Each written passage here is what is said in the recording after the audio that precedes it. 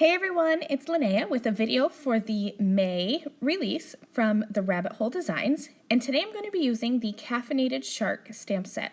I love the Rabbit Hole Designs and their whole line of caffeinated critters, and I love this shark in particular because my son loves sharks.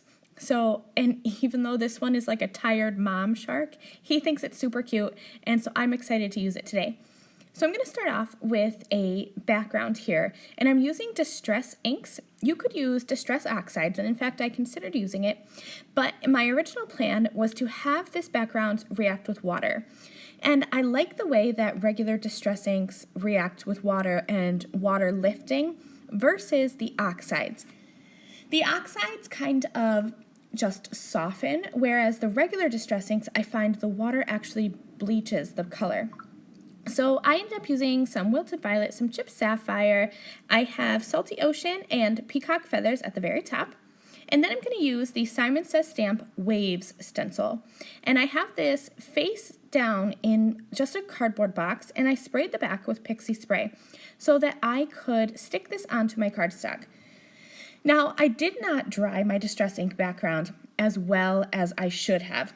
So this doesn't stick down in the center the way that it should, and that is completely my fault because I didn't dry my background.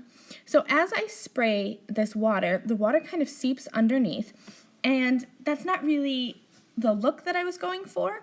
So I ended up fixing it, and the water didn't really do what I wanted it to anyway.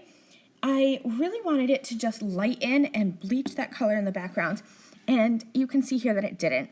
So I took some pigment ink, and I'm just going to quickly add some color onto this, or I guess you could say kind of lighten the color because I'm adding white over the top. But then I took a towel and buffed it away.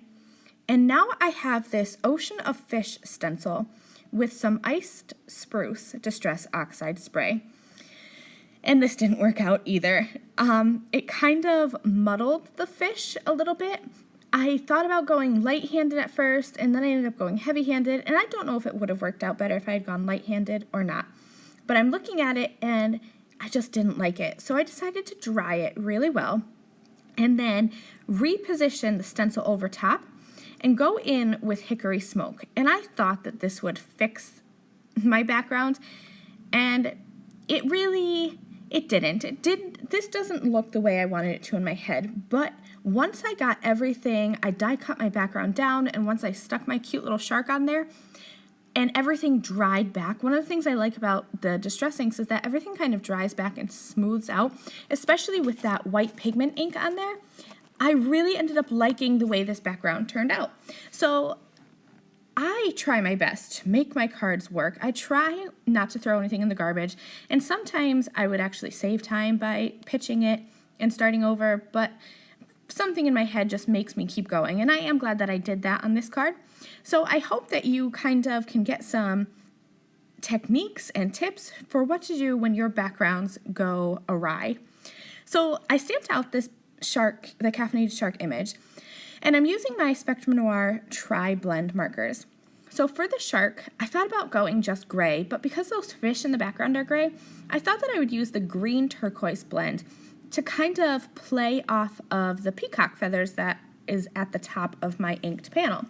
So the great thing about this marker is I just have one marker, and I can go in with my dark and add some shadows, blend it out with my medium, and then I color over the whole thing with my lightest color, and I get really good blending.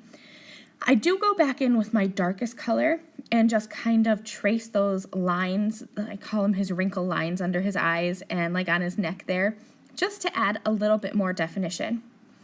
For the eyeball itself, I just wanted a little shadow to keep it white, so I used the lightest gray marker that I have and just added a little line of color.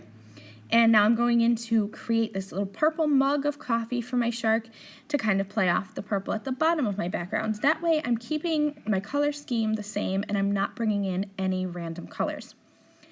So let's finish off this card. You can see this background here. It's starting to kind of all dry back and work together, and it's not as bad as I thought it was going to be. I really thought this was going to be in the garbage, and I'm so happy I didn't toss it.